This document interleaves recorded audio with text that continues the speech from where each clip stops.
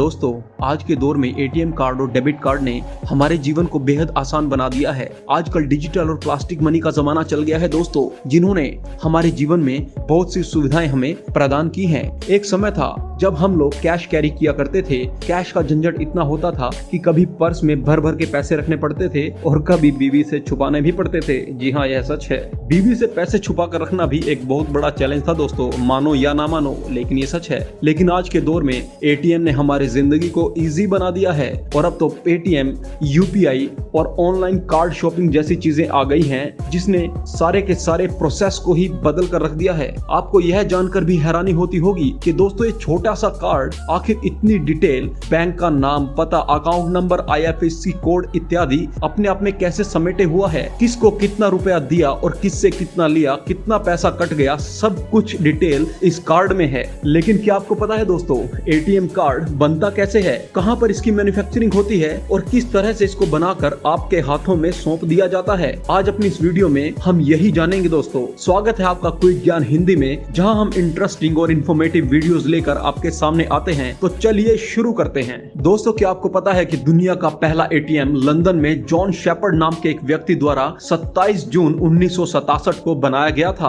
और यह जानकर आप और भी प्राउड फील करेंगे कि जॉन शेपर्ड, जिसने दुनिया का पहला एटीएम बनाया, वो एक भारतीय थे जिनका जन्म शिलोंग में हुआ था। और यदि बात करें भारत की, तो भारत में पहला एटीएम 1987 में बनाया गया था, जो HSBC बैंक द्वारा मुंबई से शुरू किया गया था। चलिए दोस्तों, बात करते हैं एटीएम कार्ड मैन्युफैक्चरिंग की। वैसे तो एटीएम कार्ड बनाने वाली फैक्ट्री की लोकेशन हमेशा से सीक्रेट और हिडन रहती है, लेकिन जब बात चलती है इसको बनाने की, तो इसमें सबसे पहला स्टेप होता है डिजाइनिंग, जिसमें बैंक की कलर स्कीम, लोगो का नाम इत्यादि डिजाइन किया जाता है और एटीएम कार्ड के स्टाइल को भी फाइनलाइज किया जाता है। डिजाइनिंग फाइनल होने के बाद एटीएम की कलरिंग का काम होता है, जिसके लिए स्पेशल पेंट तैयार किया जाता है दोस्तों। और आपको यह जानकर हैरानी होगी कि यह पेंट मशीनों द्वारा नहीं बल्कि हाथों द्वारा तैयार किया जाता है। इसके बाद कार्ड बनाने के लिए पीवीसी शीट को मशीन में डाल दिया जाता है, जो कि एकदम व्हाइट कलर की होती है और एकदम सफेद शीट बाहर आती है। उसके बाद 4 कलर मशीन में कलर डाले जाते हैं, जो कि मशीन के रोलर पर इवन लेयर में लगाए जाते हैं और एक मशीन इस शीट के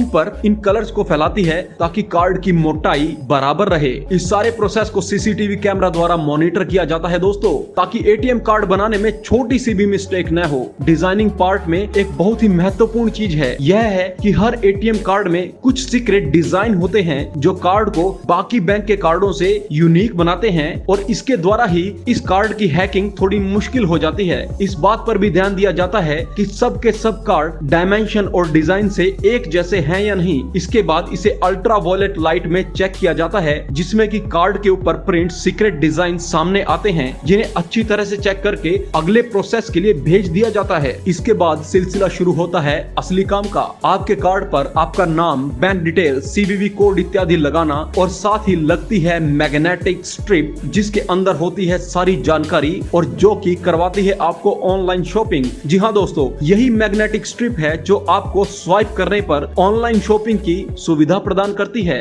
इसी स्ट्रिप के द्वारा हैकर मिसयूज करके एटीएम का क्लोन बनाने में सक्षम हो जाते हैं। इसीलिए इस स्ट्रिप को बहुत इंपॉर्टेंट माना गया है दोस्तों। इसीलिए इस मैग्नेटिक स्ट्रिप की इंपॉर्टेंस इतनी ज्यादा बढ़ जाती है कि इसके ऊपर विशेष ध्यान दिया जाता है मैन्युफैक्चरिंग के समय। इस मैग्नेटिक स्ट्रिप को रोल में लपेट कर रखा जाता है, जिसके बाद कार्ड्स पर एक एक करके लगाया जाता है। इसकी प्रोटेक्शन के लिए इसे लैमिनेट भी किया जाता है दोस्तों। उसके बाद एक शीट जो कि भारी स्टील की बनी होती है, उसके द्वारा इन कार्ड्स को गुजारा जाता है और दबाया भी जाता है। इसके बाद 150 डिग्री तापमान वाले कटर द्वारा एटीएम कार्ड्स को इस शीट से बाहर निकाल लिया जाता है और एक बार में 48 कार्ड बाहर निकलते हैं। इस मशीन का काम होता है सिग्नेचर स्ट्रिप बनाना। यह मशीन आपके एटीएम पर सिग्नेचर स्ट्रिप भी बनाती है और बैंक का होलोग्राम भी इस पर तैयार करती है। इसके बाद बारी आती है कार्ड्स की फ्लेक्सिबिलिटी और ड्यूरेबिलिटी चेक करने की। यह प्रोसेस इसलिए किया जाता है दोस्तों, ताकि कार्ड की मजबूती को चेक किया जा सके, उसकी फ्लेक्सिबिलिटी को चेक किया जा सके, क्या वह कार्ड जरा सा मोड़ने पर टूट तो नहीं रहा। इस सब को चेक करने के बाद बारी आती है एक और इम्पोर्टेंट स्टेप, EMV की। यह गोल्डन कलर की एक चिप होती है जो कि आपके कार्ड पर लगी होती है। यह आपके कार्ड को सिक्योर करने के साथ साथ हैकिंग से भी प्रोटेक्ट करती है। जहां पर वाईफाई इत्यादि का कार्य होता है वहां पर ATM को टच करवाकर ही पेमेंट्स की जाती हैं। यह आप सबने देखा होगा। उसके लिए भी यह स्ट्रिप ही जिम्मेदार होती है दोस्तों। इस स्ट्रिप का इंपॉर्टेंट रोल होता है किसी भी ATM में। यह सब प्रोसेस कंप्लीट होने के बाद कार्ड्स को बैंक्स में भेज दिया जाता है जहां पर कस्टमर आकर अपना अकाउंट खुलवाते हैं और ATM कार्ड को भी अप्लाई करते हैं। जब कस्टमर यानी कि आप ATM कार्ड अप्लाई करते हैं तो उस कार्ड में आपकी सारी डिटेल को फिल करके उसमें बाइनरी फॉर्म द्वारा डेटा सेट करके उस कार्ड को एक्टिवेट किया जाता है और आपके हाथों में सौंप दिया जाता है ताकि आप खुलकर कैशलेस पेमेंट मोड का इस्तेमाल कर सकें और अपनी लाइफ को आसान बना सकें। यह ATM कार्ड बनाने इतने आसान नहीं होते दोस्तों। इसमें लाखों लोगों की कड़ी मेहनत और दिमाग लगा होता है जहां पर प्रिंटिंग प्रोसेस से लेकर कंप्यूटर इंजीनियर तक सभी अपनी ड्यूटी को बखूबी निभाते हैं। तो दोस्तों